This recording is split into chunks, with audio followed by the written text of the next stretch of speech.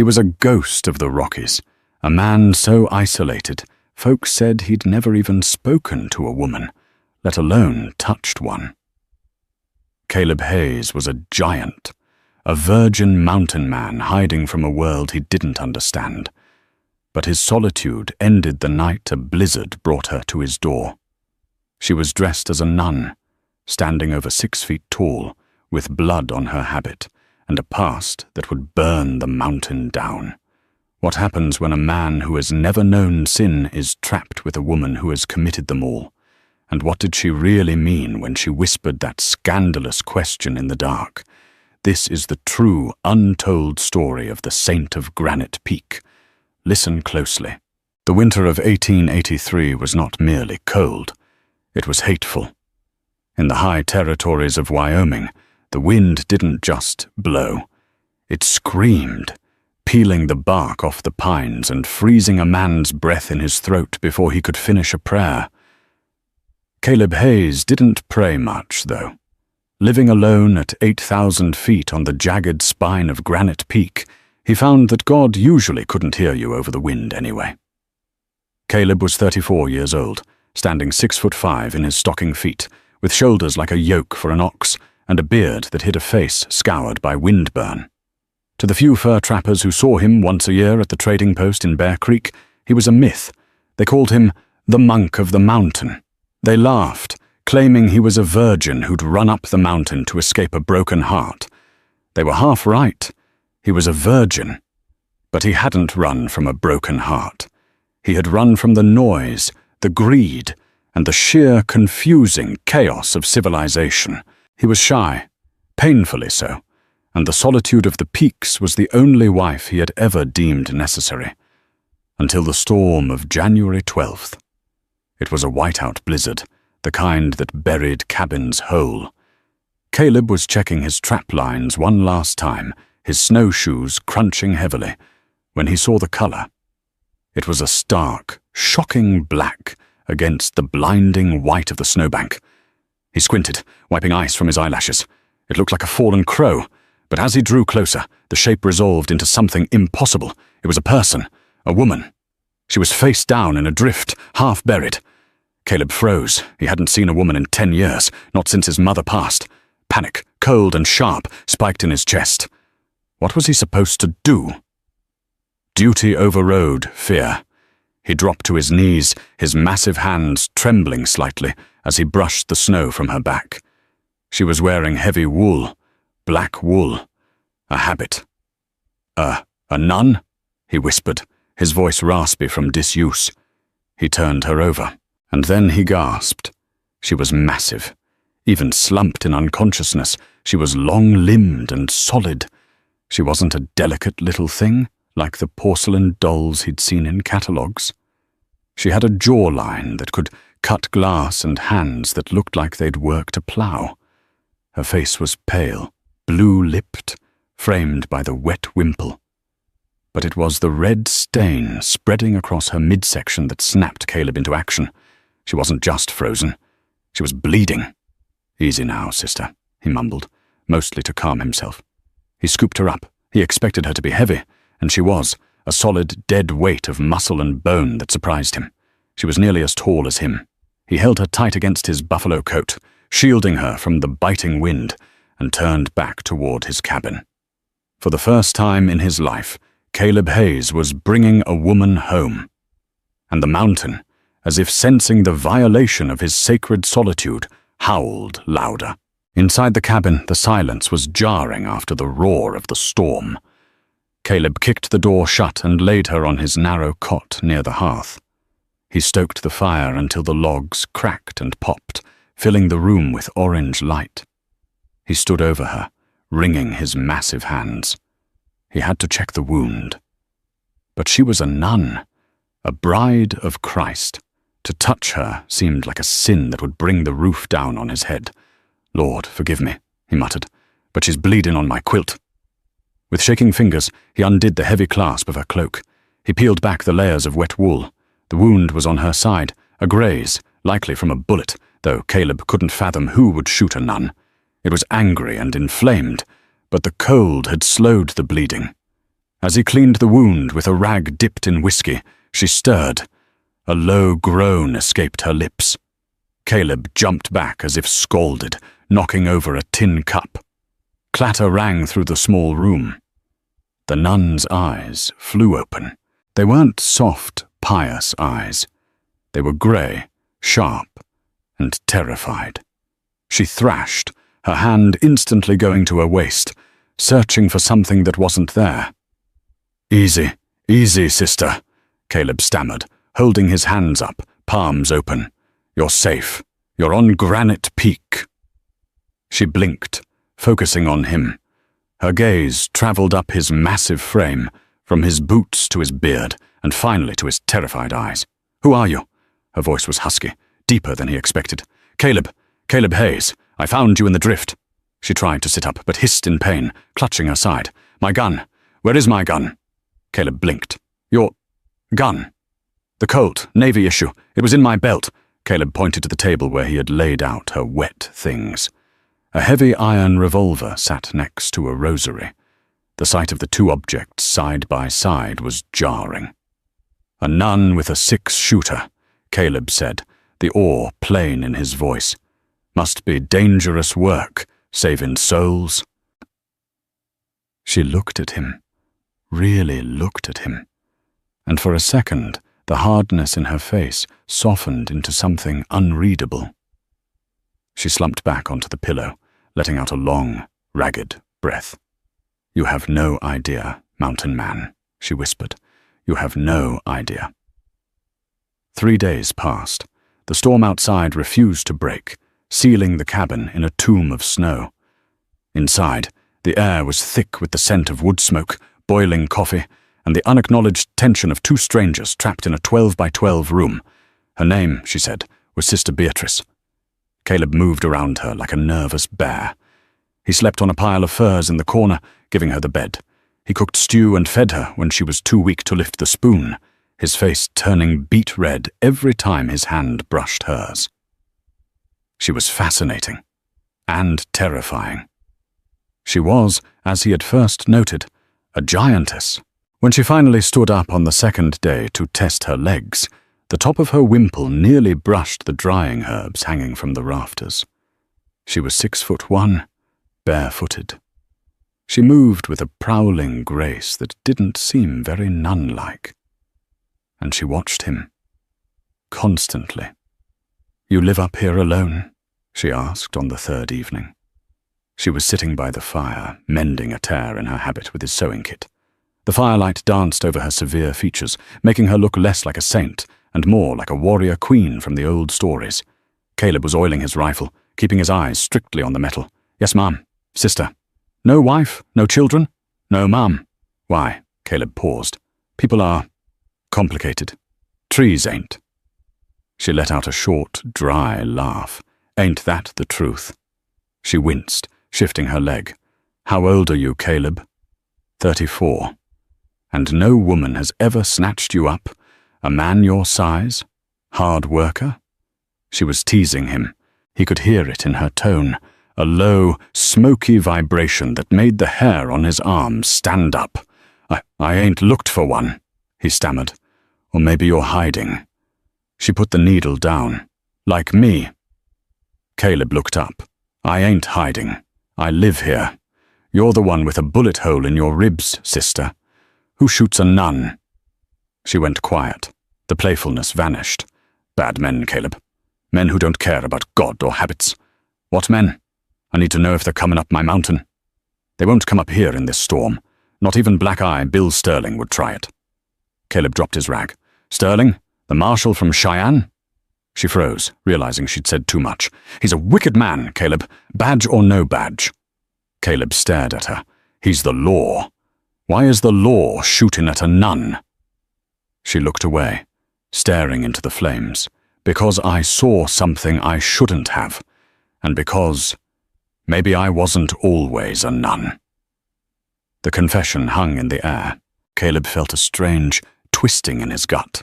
He knew he should press her, knew he should demand the truth. But looking at her profile, strong and vulnerable all at once, he couldn't do it. "Soup's ready," he said quietly. Later that night, the fever took her.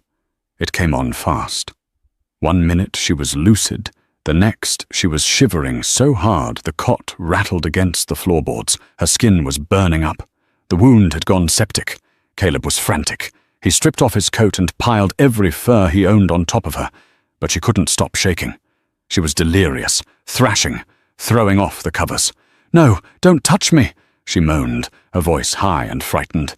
"Josiah, please." "It's Caleb," he soothed, dipping a rag in snow-melt water. Just Caleb. He had to cool her down. He sat on the edge of the bed, dabbing her forehead. She grabbed his wrist with shocking strength. Her eyes were wide, but she wasn't seeing him. She was seeing ghosts. "Am I going to hell?" she gasped. "No, sister. You're good. You're safe." "I'm not good," she hissed, pulling his hand down to her chest, pressing it against the coarse wool of her habit, right over her beating heart. Caleb froze, his breath hitching. He had never touched a woman there. "I'm burning, Caleb. I'm burning up." "It's the fever," he choked out. "Make it stop," she whispered, her eyes locking onto his. The grey was swirling with delirium and something else, something raw and desperate. "Can you make it stop? Can you—" She trailed off, her breathing shallow.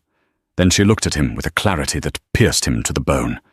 She arched her back slightly, heat radiating off her in waves. "Can you make me come?" Caleb's heart hammered against his ribs like a trapped bird. The words hung there, shocking and profane in the small cabin. He knew, or he hoped, she meant come back to reality. Or come out of the fever.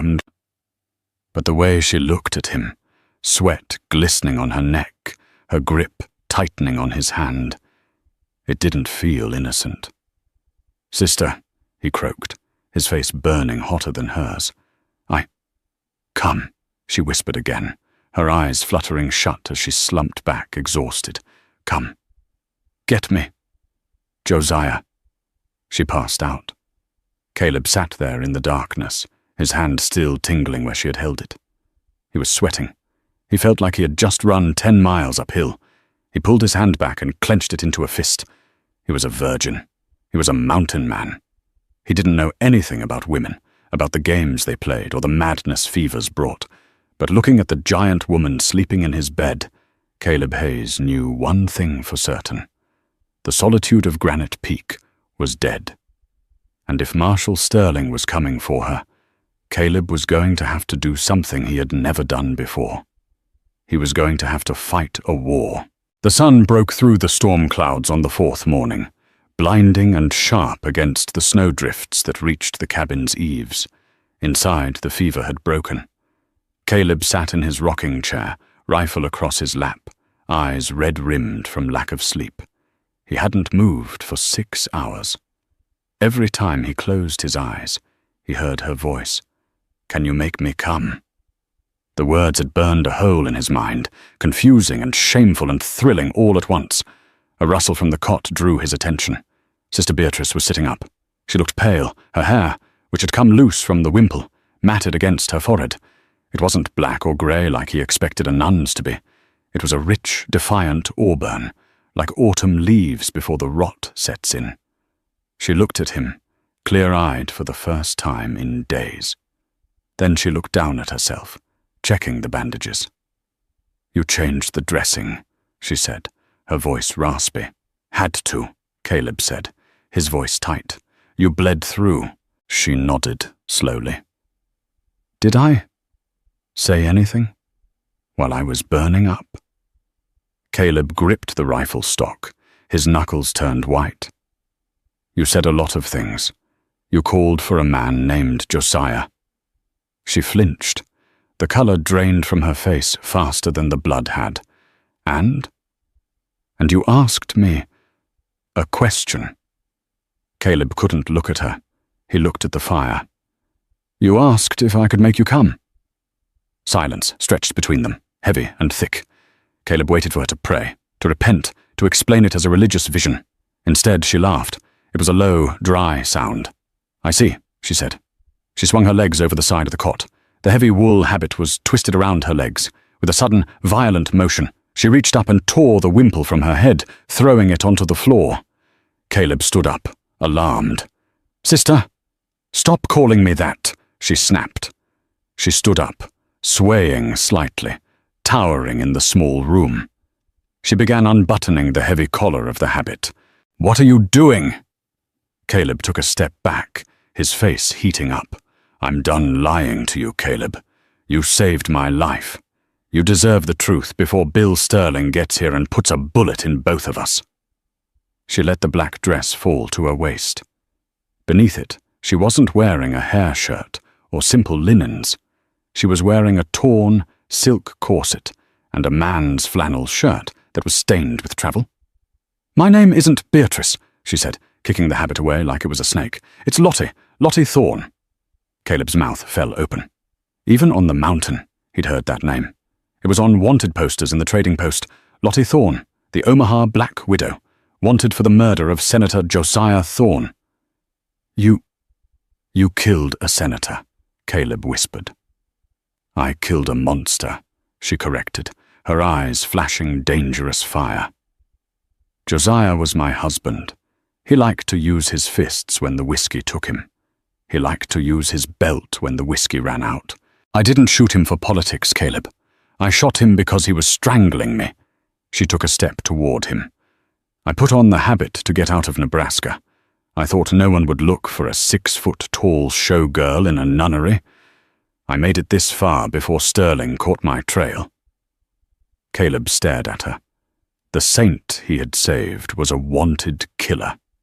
A showgirl, a wife who had snapped. "And the question?" Caleb asked, his voice barely audible. "About making you come." Lottie looked at him, and for the first time her expression was soft. "I was dreaming I was dead, Caleb. I was stuck in the dark. I asked if you could make me come. Back to the light." She paused, tilting her head, looking at the giant, blushing man in front of her. A small, sad smile touched her lips. "Though looking at you now, I suppose the other meaning wouldn't be the worst way to die." Caleb felt his heart stop. She was flirting with him. The Black Widow was flirting with the monk of Granite Peak. "I ain't never," Caleb started, then stopped. "I ain't like Josiah." "No," Lottie said, reaching out to touch his beard. Her hand was warm now. "You're the only decent man I've met in 10 years, and that is why you have to leave." "Leave?" "Sterling is coming. He's a tracker. He'll see the smoke. You need to go. Tell him you never saw me." Caleb looked at her. He looked at the door. He thought about the solitude he had cherished for so long. He could walk away. He could go back to being a ghost. He shook his head. "No. Caleb, this is my house," he said, his voice deepening into a growl that surprised even him. He walked over to the table and picked up her Navy Colt. He checked the cylinder, spun it, and handed it to her handle first. "And nobody dies in my house unless I say so." Lottie took the gun. Her fingers brushed his. The spark that jumped between them was hotter than the fire. "Then get ready, mountain man," she whispered, "because the devil is riding a horse, and he's almost here." 2 hours later, the sound of hoofbeats crunched over the hard-packed snow. Caleb stood on the porch, his buffalo coat buttoned to his chin, his Sharps buffalo rifle resting casually in the crook of his arm. He looked calm, motionless as a statue. Inside his chest, his heart was hammering a war drum. A lone rider emerged from the tree line. The horse was black, breathing clouds of steam. The man in the saddle wore a long duster coat and a wide-brimmed hat pulled low. A silver marshal's star glinted on his chest. It was Marshal Bill Sterling, or as the papers called him, the Hangman of Cheyenne. Sterling pulled his horse up 10 yards from the porch. He didn't draw his weapon. He just smiled. It was a smile that didn't reach his eyes that were dead and flat, like a shark's. "Morning, friend," Sterling called out. His voice was smooth, cultured. "Fine morning to survive a storm." "Morning," Caleb grunted. "Private land." "Is it?" Sterling looked around, mocking. Hard to tell where the land ends and the sky starts up here. I'm looking for a stray. A woman. Don't see many women up here. Sterling swung down from his saddle. He was a small man compared to Caleb, wiry and mean. He walked to the edge of the porch, his boots thudding heavily. "This one is hard to miss," Sterling said, leaning on the railing. "Tall, big girl, red hair, though she might be dressed up like a penguin. A nun, I mean." Caleb spat tobacco juice into the snow. "Haven't seen a nun since I was a boy in Kentucky." Sterling studied Caleb's face. He was looking for a twitch, a bead of sweat. Caleb gave him nothing but granite. "She's a killer, you know," Sterling said conversationally. "Killed a senator, a good man. She seduced him, married him, then shot him in his sleep. She's a whore and a liar. If you're hiding her, well, the law has strict penalties for aiding a fugitive." "I ain't hiding nothing but furs," Caleb said. "You want water for your horse, take it from the trough, then ride on." Sterling's smile vanished. He took a step up the stairs. "Mind if I look inside, just to be sure? It's a long ride back to town." "I do mind." Caleb shifted the rifle. It wasn't pointed at Sterling, but it was close. "I don't like company." Sterling stared at the rifle, then back at Caleb. He chuckled, a cold sound. "You're a big one, aren't you? A regular Goliath. I bet you get lonely up here. A woman like Lottie Thorne. She could tempt a saint. Did she tempt you, Goliath?" "Get off my porch," Caleb said. Sterling held his hands up in mock surrender. All right. I can see you're a man of your word." He backed down the stairs. "I'll check the ridge. But if I find out you lied to me, I'll come back, and I'll burn this shack down with you in it." Sterling mounted his horse. He tipped his hat, turned the beast, and rode back into the trees. Caleb waited until the sound of hooves faded completely. He counted to 100. Then he turned and opened the door. Lottie was standing behind it, the Colt pressed against her chest. She was trembling. "He's gone," Caleb said, letting out a breath he felt he'd been holding for 20 minutes. "He's not gone," Lottie said, her voice shaking. "I know Bill Sterling. He didn't believe you. He's just moving to high ground to get a shot." "Then we board up the windows," Caleb said, barring the door with a heavy oak beam. "And we wait." "Caleb," Lottie grabbed his arm. Her strength was returning. "Why did you do that? You could have given me up. He would have paid you a bounty." Caleb looked down at her. He thought about Sterling's shark eyes. He thought about the bruises Lottie had described on her body from her husband. "I don't like bullies," Caleb said simply, "and I don't sell people." Lottie stared at him, her eyes welling with tears. Suddenly she surged forward, wrapping her arms around his waist, burying her face in his chest.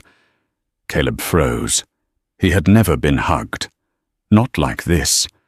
Her body was pressed hard against his. He could feel the curves of her, the heat, the softness that belied her strength. His hands hovered in the air, unsure where to land. "Thank you," she muffled into his coat. "Thank you, Caleb." Slowly, awkwardly, Caleb lowered his giant hands. One landed on her shoulder. The other, tentatively, touched the small of her back. She gasped slightly at his touch, but didn't pull away. She squeezed tighter. "He's going to kill us," she whispered. "No," Caleb said, a strange, new confidence rising in him. He could smell her hair. Rainwater and fear. "I know this mountain. He's just a visitor. I'm the landlord. Underscore, underscore, underscore, underscore, underscore, underscore, underscore, underscore, underscore, underscore, underscore, underscore, underscore, underscore, underscore, underscore." Night fell, bringing a darkness so absolute it felt like a physical weight. They extinguished the lantern to avoid giving Sterling a target. The only light came from the dying embers of the hearth, casting long, dancing shadows across the floor. They sat on the floor, backs against the logs, shoulder to shoulder. The siege had begun. "You should sleep," Caleb whispered. "I'll watch." "I can't sleep," Lottie replied. She was cleaning her gun in the dark, her fingers moving by memory. "Every time I close my eyes, I see Josiah's face." Was he bad? Caleb asked. It was a child's question, but he didn't know how else to ask. He was the devil, Lottie said bitterly. He bought me from a saloon in Omaha, treated me like a prize horse, showed me off at parties, then beat me when we got home if I smiled at the wrong person. I didn't want to kill him, Caleb. I just wanted him to stop hitting me. She turned her head to look at him in the gloom. You don't know what that's like, do you, to be owned? No, Caleb admitted. I've always been free. Lonely, but free. I'd trade freedom for loneliness any day, she sighed. She shifted, her leg brushing against his thigh. The contact sent a jolt through Caleb that made him jump. Lottie noticed. She paused. You really are, aren't you? What? Touched. Innocent. A virgin. Caleb groaned, hiding his face in his hands. Do we have to talk about that? It's nothing to be ashamed of, she said softly. She put the gun down. She turned her body toward him. It's sweet. In my world, men take what they want. They use women like tissues. You're terrified to even hold me. I ain't terrified, Caleb lied. I don't want to break nothing. You're fancy, I'm just a mountain man. I am not fancy, Caleb. I am a fugitive murderer in a stolen flannel shirt. She reached out in the dark and found his hand. Her fingers interlaced with his. His hand swallowed hers. Caleb, she whispered. The tone of her voice changed. It wasn't the scared victim anymore. It was the woman who had survived saloons and senators. It was low, husky, and full of intent. We might die in the morning. Sterling doesn't leave witnesses. I know, Caleb said, his throat dry. I don't want to die remembering Josiah, she said. I want to remember something good. Something gentle. She leaned in. Caleb could feel her breath on his cheek. Lottie. Kiss me, Caleb, she commanded softly. Just once. Show me what a good man feels like. Caleb's heart was beating so hard he thought it might crack his ribs. He turned his head. Her face was inches from his. In the ember light, her eyes were huge, searching. He didn't know what to do. He froze. So she did it for him. She reached up, her hand cupping his bearded cheek, and pulled him down. Her lips were soft, but the kiss wasn't timid. It was desperate, hungry, a collision of fear and desire. Caleb sat rigid for a second, overwhelmed by the sensation, the taste of her, the scent of her skin, the heat of her body pressing against his arm. Then instinct took over. A dormant part of his brain, ancient and buried under years of snow and silence, woke up. He made a low sound in his throat. He turned his body, his massive arm going around her waist, pulling her onto his lap. She was light as a feather to him. She gasped into his mouth as he deepened the kiss, his awkwardness vanishing under the sheer force of his need. For a minute, the storm outside didn't exist. Sterling didn't exist. There was only the fire, and the woman, and the realization that he had been starving for this his entire life. Lottie pulled back, breathless, her forehead resting against his. Her hands were gripping his shirt. You learn fast, mountain man, she whispered, her voice trembling. Caleb struggled for words. I didn't hurt you. No, she said, tracing his lip with her thumb. You made me feel safe. That's more than any man has ever done. Caleb looked at her, his eyes fierce. Then I'm going to keep doing it. I'm going to keep you safe, Lottie. Even against Sterling. Sterling is a man, Caleb said, reaching for his rifle with one hand while keeping the other firmly on her waist. And on this mountain, men break before the rocks do. A sudden crash echoed from the back of the cabin, wood splintering, glass shattering.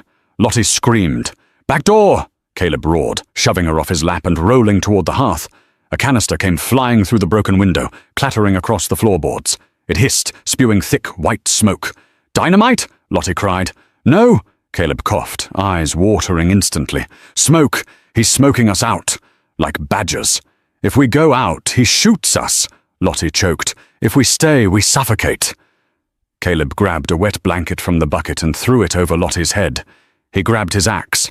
We ain't doing neither, Caleb growled. He looked at the floorboards in the corner, where the root cellar hatch was hidden under a rug. We're going down. And then, I'm going hunting. The smoke was thick as wool, acrid and blinding. It stung their eyes and sealed their throats.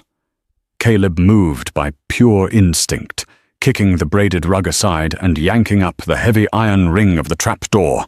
"Down!" he roared over the hissing of the smoke canister. Lottie didn't hesitate. Clutching the wet blanket around her shoulders and her Colt in one hand, she dropped into the black square in the floor. It was a 4-foot drop onto packed earth. Caleb threw his axe down, then followed, pulling the heavy trapdoor shut above them. The slam echoed in the tight space, momentarily cutting off the worst of the smoke. The wisps curled down through the cracks like white snakes. They were in total, suffocating darkness. The air below was cold, smelling of damp earth, potatoes, and ancient dust.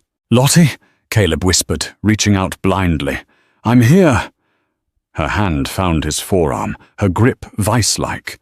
She was shivering violently, but he couldn't tell if it was fear or the lingering effects of her fever. "We're trapped, Caleb. It's a root cellar. There's no way out." "There is," Caleb said, his voice reverberating strangely in the tight space. "It ain't just a cellar." He pulled her deeper into the darkness. The space felt narrow, dirt walls brushing their shoulders. 70 years ago, Caleb murmured, guiding her with a hand on her back. Spanish prospectors dug all over this ridge looking for silver. They didn't find much, but they left holes. When I built the cabin, I built it right over one of their old drifts, used it for cold storage. They were walking down a slight decline now. The air grew colder, wetter. The smell of root vegetables faded, replaced by the mineral tang of deep rock. "Where does it go?" Lottie whispered. The total absence of light was terrifying her more than Sterling's gun. "It punches out the side of the cliff face, about 200 feet down the ravine. It's a tight squeeze, and it's covered in brush on the outside. Sterling won't know it's there." "Then we run?" Caleb stopped. The silence of the underground was immense, heavy. "You run," Caleb said. "The snow is deep in the ravine. It'll break your fall coming out. Head north. Follow the creek bed. It'll take you toward Montana territory." Lottie jerked her hand away from his. "What? No, I'm not leaving you. Sterling wants you. If you're gone, he has no quarrel with me." "You're a terrible liar, Caleb Hayes," she hissed in the dark. "He knows you helped me. He's going to burn your cabin and shoot you for sport. You said we were doing this together." "Lottie, listen to me. He's a killer. I'm just a trapper." "You're more than that," she said fiercely. She reached out and found his face in the dark, her hands cupping his beard. "Up there, when you kissed me. You weren't just a trapper then.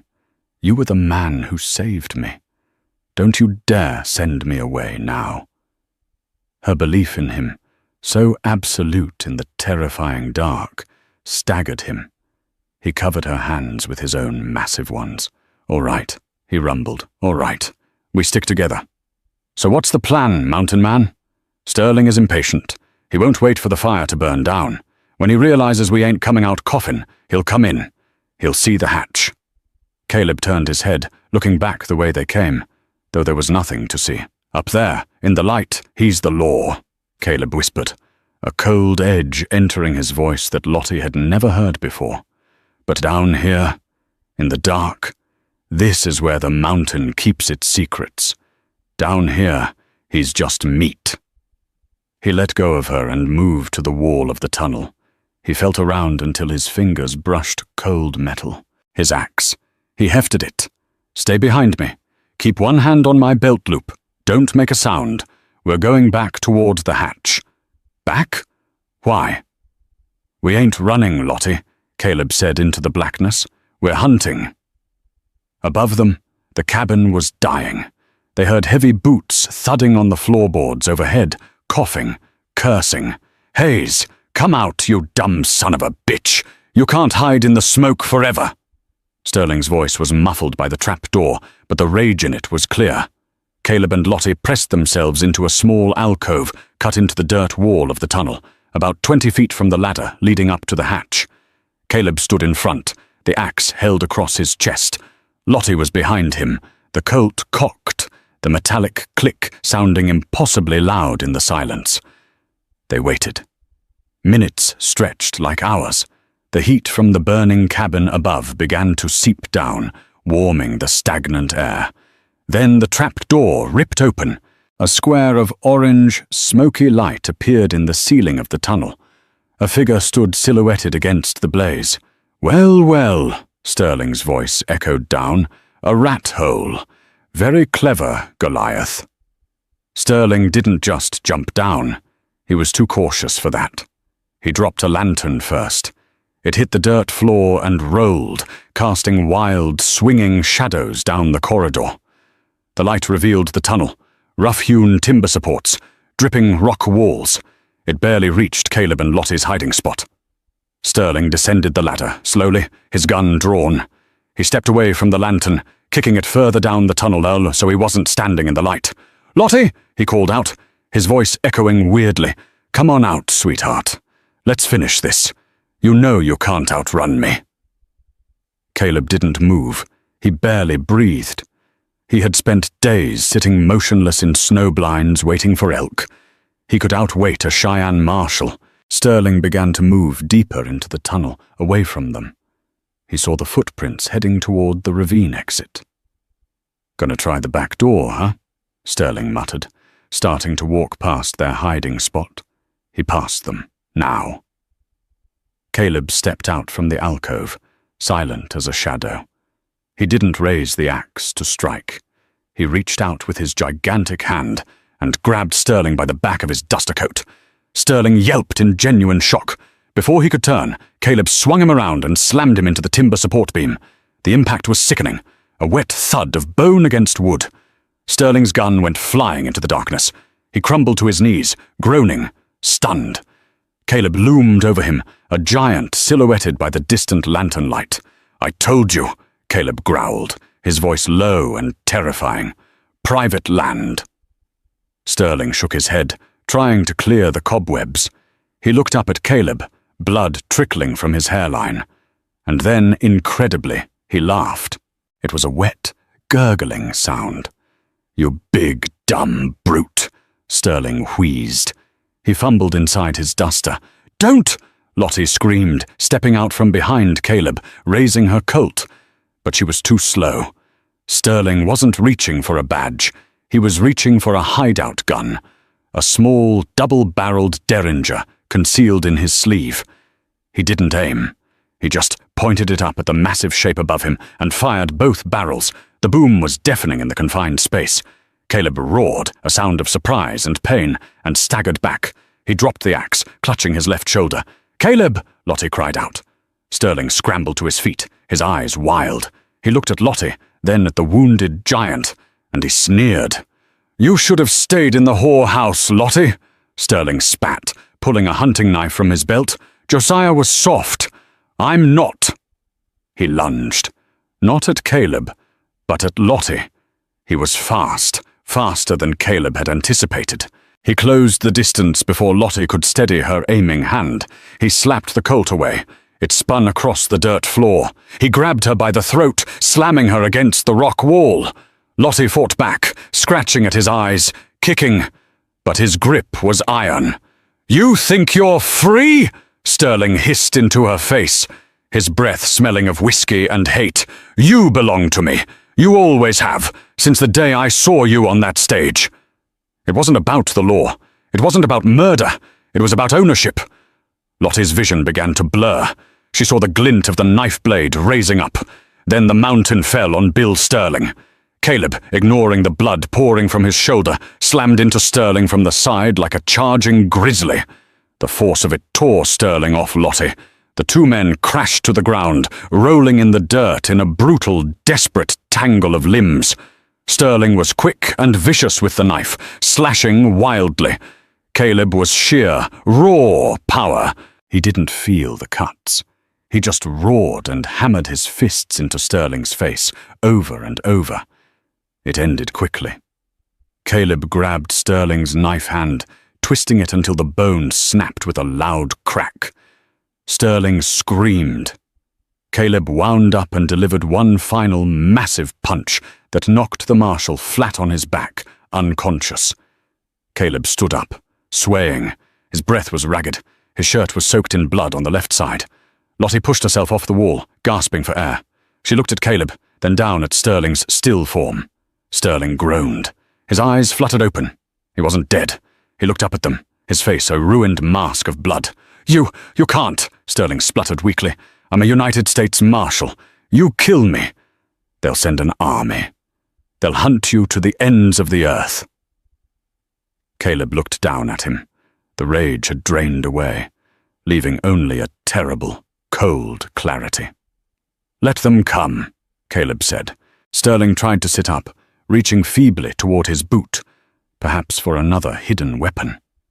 A gunshot rang out, sharp, final. Sterling jerked violently back onto the dirt, a neat hole right between his eyes. Caleb spun around. Lottie was standing there, holding the Navy Colt she had retrieved from the darkness. Smoke curled from the barrel. Her face was hard, dry-eyed, stripped of all fear. She looked at the dead man, then at Caleb. "He was right about one thing," she said, her voice devoid of trembling. "Josiah was soft." She holstered the gun, walked over to Caleb, and gently placed a hand over his bleeding shoulder. "We have to go, Caleb, before the fire burns through the floor." Caleb nodded slowly. He took one last look at the life he was leaving behind. The cabin burning above, the solitude shattered. "Aye," he whispered. "Let's go." They emerged from the side of the cliff 2 hours later. The storm had finally broken.